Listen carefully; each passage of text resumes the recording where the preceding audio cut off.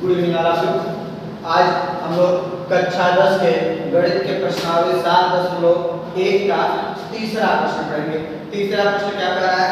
निर्धारित कीजिए कि बिंदु 1, 5, 2, 3 और -2, 11 संरेखी हैं। ठीक है, -2, 11 संरेखी हैं। देखिए इस कंडीशन में, संरेखी की कंडीशन में दो कंडीशन होती है।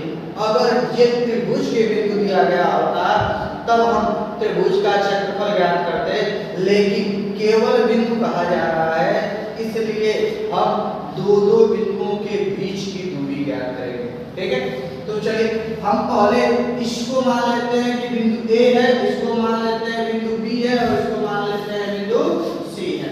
तो ए बी के बीच की दूरी, किसके? ए बी के बीच की दूरी बराबर, बीच की दूरी का फार्मूला मुझे पता है, क्या होता है? √x2 - x1 का whole square plus y2 - y1 का होल स्क्वायर। ठीक है, अब यहाँ हम वैल्यू पुटअप करेंगे।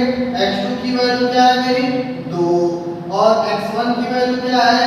1 का स्क्वायर प्लस y2 की वैल्यू 3, y1 की वैल्यू 5 का स्क्वायर बराबर √2 में से 1 घटेगा, क्या बचेगा? 1। तो ये हो जाएगा 1 का स्क्वायर प्लस -2 का स्क्वायर, ये हो जाएगा 1 का स्क्वायर 1 और 2 का स्क्वायर 4। ठीक है, इनको जोड़ देंगे, क्या हो जाएगा? कौड़ी में 5, इनको यहीं छोड़ देंगे।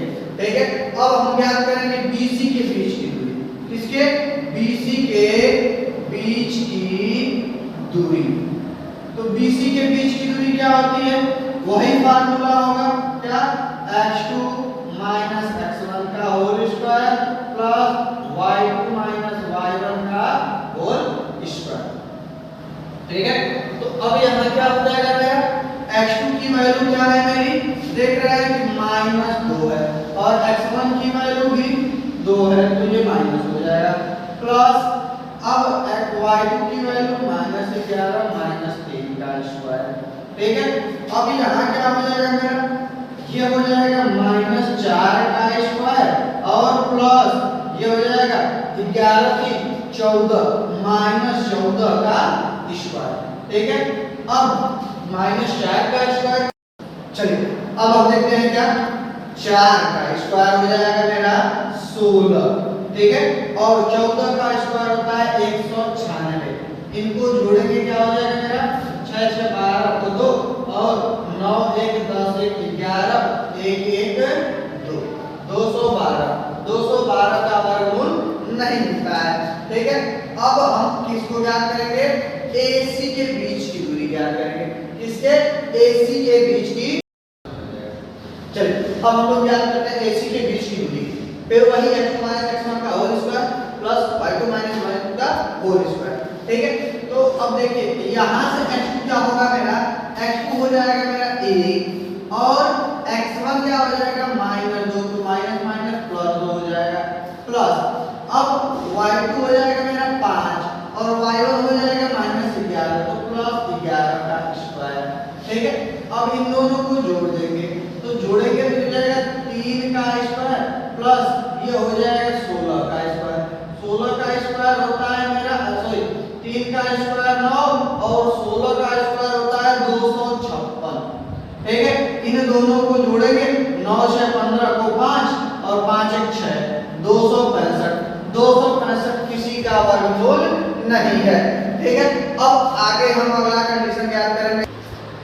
चलिए अब देखिए AB, AC और BC तीनों के मान आपस में बराबर नहीं है। ठीक है, AB is not equal to BC is not equal to AC। तीनों के मान आपस में बराबर नहीं है, इसलिए यह एक